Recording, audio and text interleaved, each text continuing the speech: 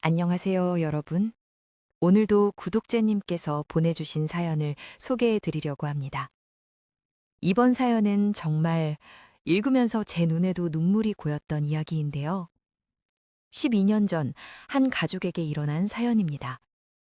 사연자님 댁은 어린 시절부터 늘 가난했다고 하는데요. 아버지는 사연자님이 2살 때 돌아가셨기 때문에 전혀 기억이 없고 그 이후로 원래 어려웠던 집안 형편은 더욱 어려워졌다고 합니다.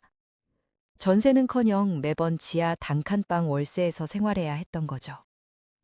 사연자님보다 3살 많은 형은 철이 들면서부터 스스로를 집안의 가장이라고 여겼고 자신이 이 집안을 일으켜 세워야 한다는 책임감을 갖고 있었다고 해요. 참 어린 나이에 너무 무거운 짐을 진 거죠. 사연자님이 고등학생이 되었을 무렵 가족은 반지하 단칸방에서 살고 있었습니다. 공부를 잘했던 형은 집안 형편 때문에 대학 진학을 미루고 공장에 취직을 했어요. 그 공장은 쇳물을 녹여서 주물틀에 찍어내는 정말 고되고 힘든 일을 하는 곳이었다고 합니다. 고등학교에 진학해서 대학을 목표로 공부하던 사연자님은 솔직히 말씀하시더라고요. 그때는 철이 없어서 이런 집안 형편도 자신을 희생하는 형도 답답하고 싫었다고요. 지금 생각하면 정말 후회스럽지만 그때는 그랬다고 합니다. 사연자님은 형이 밤늦게까지 몰래 공부하는 걸 알고 있었대요. 형도 나름대로 자신만의 인생을 설계하고 있었던 거죠. 그날은 형이 월급을 받은 날이었습니다. 동시에 사연자님이 학교에서 낡은 운동화 때문에 친구들한테 놀림을 받은 날이기도 했고요. 독서실을 마치고 집에 왔을 때 형은 이미 집에 와 있었대요. 계단을 내려가는데 불 켜진 반지하 창문을 통해 형과 어머니의 대화가 들렸다고 합니다. 형은 어머니께 이제 조금만 기다리시라고 자신도 이제 성인이 됐고 동생도 곧 대학 갈 거니까 고생 끝이라고 말했어요. 자신이 근사한 아파트 한 채 사드릴 거라고요.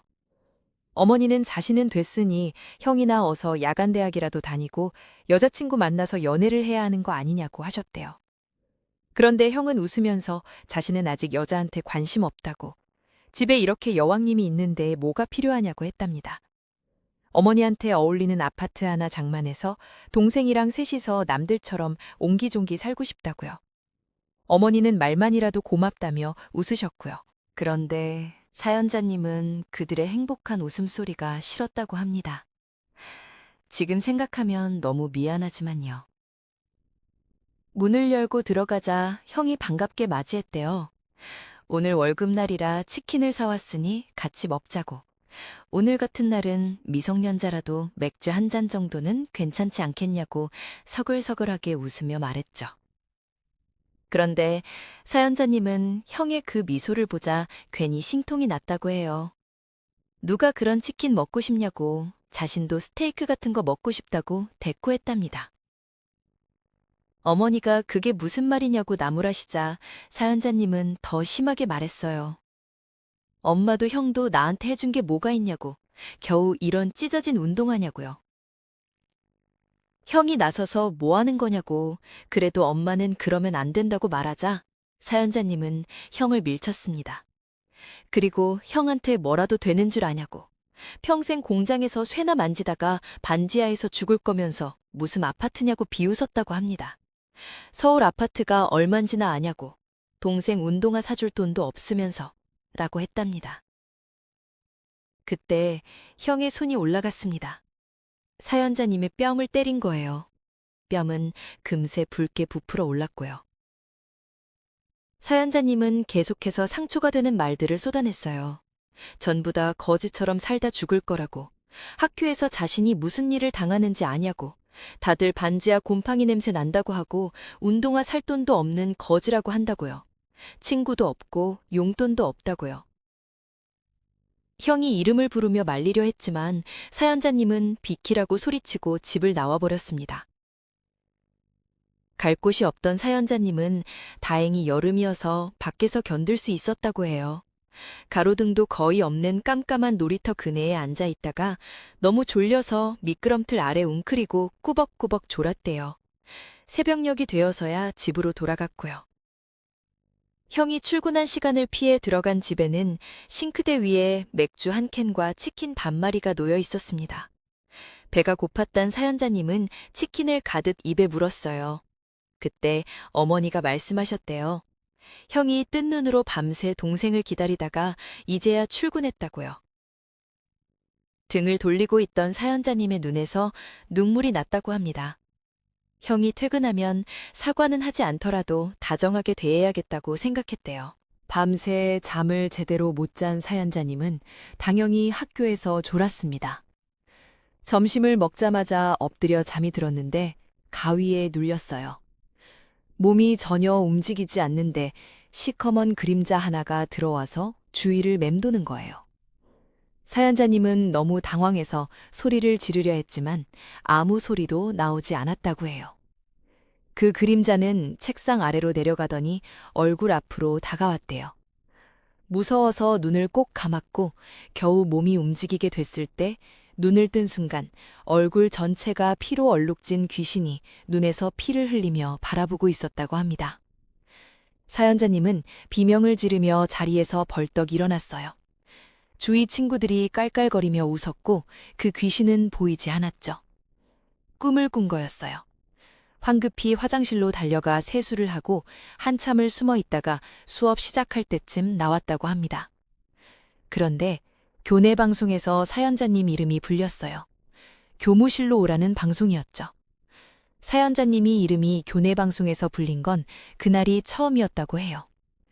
그렇게 공장에서 형이 숨졌다는 비보를 들었습니다. 장례식장에서 어머니는 정말 울다가 실신을 여러 번 하셨다고 해요. 사연자님은 그 모든 걸 감당하기엔 너무 어렵고요. 더 기가 막힌 건 형이 일하던 공장에서 찾아온 사람들은 알바생인 형이 시키지도 않은 일을 하면서 안전수칙을 위반했고, 그래서 공장에 피해가 발생하고 여러 사람을 위험에 빠뜨렸다고 주장했답니다. 정신없는 상황에서 그들이 내민 서류에 사인을 하고 조문객도 거의 오지 않은 채 장례식은 끝이 났습니다. 어머니와 사연자님은 다시 무덤 같은 반지하 단칸방에 누워 있었어요. 어머니의 흐느끼는 소리를 들으며 잠이 들었는데 이상한 소리에 잠이 깼대요. 부스럭부스럭 소리가 나는 거예요. 자리에서 일어난 사연자님은 숨이 멎는 줄 알았답니다. 시커머니 도둑 같은 형체 하나가 서랍장을 뒤지고 있었거든요. 너무 놀라서 일어서지도 소리 지르지도 못하고 벌벌 떨고만 있는데 그 시커먼 형체가 사연자님의 존재를 눈치채고 돌아섰어요. 피투성이 얼굴에서 피눈물을 흘리던 그 형체가 덤벼드는 순간 사연자님은 비명을 지르고 기절했습니다. 아침에 일어나니 어머니가 또 울고 계셨어요. 왜 동생까지 그러냐고 이제 정신 좀 차리라고 하시면서요. 어머니가 가리킨 곳을 보니 서랍장 물건들이 마치 도둑이 든 것처럼 다 꺼내져 있었대요. 어머니 말씀으로는 밤에 자다가 갑자기 사연자님이 일어나서 저렇게 했다는 거예요. 다음 날도 그 다음 날도 똑같은 일이 반복됐습니다. 이제 반지하 방에서 잠드는 것조차 무서워졌지만 돈이 없어서 다른 곳에서 잘 수도 없었어요. 사연자님은 이 일의 원인을 제거하기로 결심했습니다. 서랍장의 물건을 모두 치우고 서랍장을 버리기 위해 옮기던 그 순간 서랍 두 번째와 세 번째 사이에 끼어 있던 봉투 하나가 바닥에 떨어졌어요. 지금까지 보이지 않았던 서류였죠. 며칠 후 변호사를 만난 어머니와 사연자님은 믿을 수 없는 설명을 들었습니다. 그 서류는 형의 근로계약서였어요. 공장에서 주장했던 알바라는 것이 모두 거짓이라는 걸 밝힐 수 있게 된 거죠. 그리고 또 다른 서류는 형이 가입해둔 생명보험이었습니다. 변호사는 형이 정말 똑똑한 청년이었던 것 같다고 했어요. 그리고 형이 사연자님을 위해 마지막으로 사둔 운동화도 돌려받을 수 있게 됐답니다. 회사 측에서 뭐든 다 숨기는 바람에 늦어졌다고 하더래요. 비록 비싼 건 아니었지만 사연자님은 아직도 아까워서 그 운동화를 신지 않고 보관하고 있다고 합니다. 공장에서는 형이 정식 채용된 직원이 아니라고 주장했지만 형의 근로계약서가 나오자 태도가 돌변했어요. 사연자님 가족에게 큰 보상금을 지급했고요. 물론 언론에 알리지 않는다는 조건이었지만요. 생명보험회사도 처음엔 말이 없다가 서류를 들고 가니 부지런히 움직이기 시작했답니다. 그렇게 어머니와 사연자님은 평생 만져보지도 못한 큰 돈을 손에 쥐게 됐어요. 그때 어머니 휴대폰이 울렸습니다. 부동산에서 온 전화였어요.